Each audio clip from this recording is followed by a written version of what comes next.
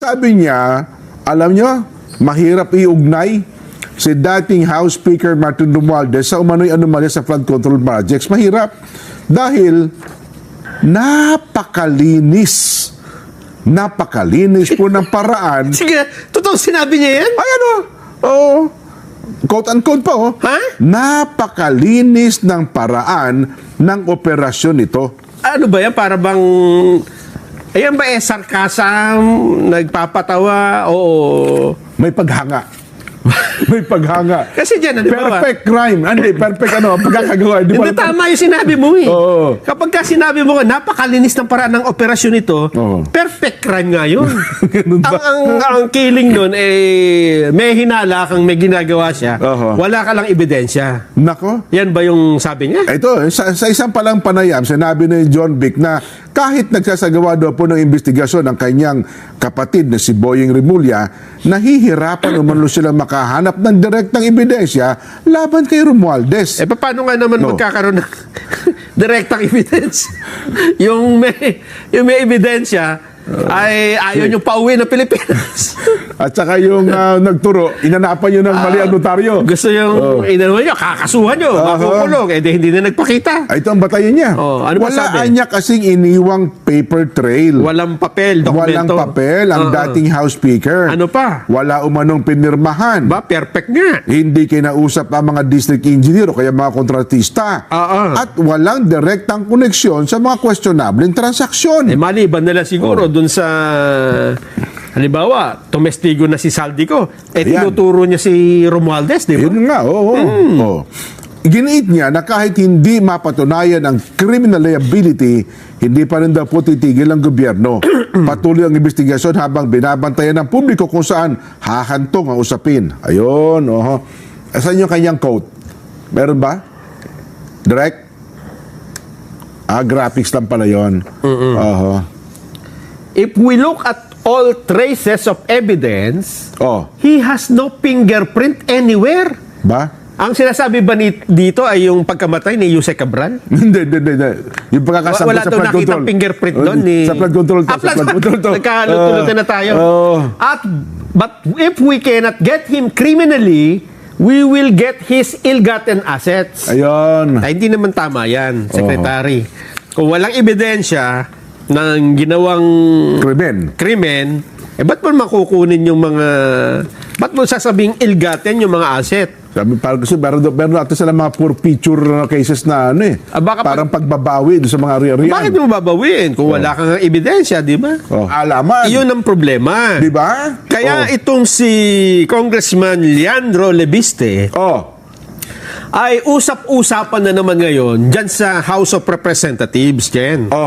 At mukhang marami ang bumabati ko sa kanya. May umalma, At hindi lang yun, Jen, mukhang dati na puring-puri siya nung nagsoli siya ng, di ba, nung pina-interrupt niya yung yung district engineer niya, sa Batangas. 3 million ata yun. Proud na mga... Yan ang dapat na gawin. Batang idealist yun. Tama. Nung pinagtuturo na, hindi, merong insertion kayo rito. Yung mga kapwa niya mambabatas, Naku po. Sino ba isang naituro niya? Ang isa po na nagsabi na meron ka palang listahan, di ba, nabigyan daw siya ni Jose Cabral. Ng listahan ng mga kung sino-sinong may mga, kung saan napunta yung mga insertion. Ano-anong distrito, sinong mga congressman. Ang sabi po ni Bicol Saro Party List Representative Terry Ridon, may listahan ka naman pala, ba't hindi mo pa ilabas? Bakit naman ang nag-react si Bicol Saro, Terry Ridon? Malay ko. Siya ang siguro committee on accounts baka. di ba? Meron ka naman pala listahan. Bakit hinihintay mo pa si Secretary Vince Dizon na magbigay na approval? Ilabas mo na yan. So yun ang challenge niya? Inamon siya. Ang sabi ni Congressman Lebiste, hinahamon mo ko, Talaga gusto mo maglabas na ako ng itong mga listahan. Insertion. Sample muna tayo, sample. Ang isa ko sa may insertion, yan. ay ang Bicol Saro Party List Naku po! ni Representative Terry Ridon. Ha? Oo. May insertion siya sa 2025 budget na halagang 150 million pesos Nako. para sa Bicol Gold Rock Corporation. Bicol Gold Rock sounds family. Sabi Ganun nila. ba? Sounds Oo. family. Bicol Gold Rock. Sa Bicol kasi, yan ang nakakakuha po ng maraming project ata eh. Ang dami raw. Oo. At hindi lang sa Bicol. Nationwide. Kaya niya daw ito nabanggit. Kasi meron din itong mga project doon sa Batangas. Yes, Doon tama mismo ka, sa tama. distrito ni, Oo. Ang nasa likod daw ata yun, totoo ba si Gardiola? Hindi natin alam. Bagay, no? Sa bagay, sinabi na naman niya dati yun, di ba? Totoo. Sumagot dyan si Terry Reende. Yan ang sinasabi ko. Hindi pa pwede. Kasi kung matapang at maayos ang konsenso mo, sasagot ka talaga dyan. Sumagot. Ano sabi ngayon ni Terry? Ang sabi ni Terry, paano ako magkakaroon ng insertion sa 2025 budget? Hindi pa naman ako congressman noon. Nung binuo yung 2024 budget 19th yan. Congress yan. Hindi pa. 2025 ako Bicol Saro Representative. Party List Representative. May punto din naman ng bala, no? Oo. Kaya lang, pinupunto kasi dito ni Kong Libiste, yung party list mo, ang merong insertion. Diba? May insertion ng ang Bicol Saro Party List ni Congressman sino bang hindi partikular na si Congressman Terry Redon. Eto dyan, ha? Kapag ka ba bumoto ka ng party list, ang ibinoboto mo ba ay si Terry Redon? Hindi. Yung party list Ang group. totoo yan, kahit nga ngayon, pwede siyang palitan eh, di ba? Oo, kung mayroong mga nakita mga violations. Yung party. Yes, tama ka. Bawa nagbotohan yung party, tatanggalin ka namin, pwede ka tanggalin. Ganyan yung nangyari doon sa yung kay Congresswoman Yeda. Yun. Nag-resign yung mga... nandun kasi sa number 6 eh. Nag-resign yung nasa ilalim, nasa ibabaw. Sila ngayon na magnanay ang pumasok. Umakyat siya. Yes. Yun ang sinasabi natin. Kaya, sino man ang nakapasok dyan, it doesn't matter. Ang may insertion yung Bicol Saro ni Terry Redon. Ikaw nandyan eh. Hindi ba? Alam nga sabihin, hindi ko alam, wala akong alam dyan. Hindi pwede. Kasi nire-represent mo yung party list group Representative ka na ngayon, ha? Nako. Ang sabi ngayon ni Libiste, yung mga taga Pamplona dyan. Pamplona yan. Kamsur. At pati yung mga taga Pasakaw.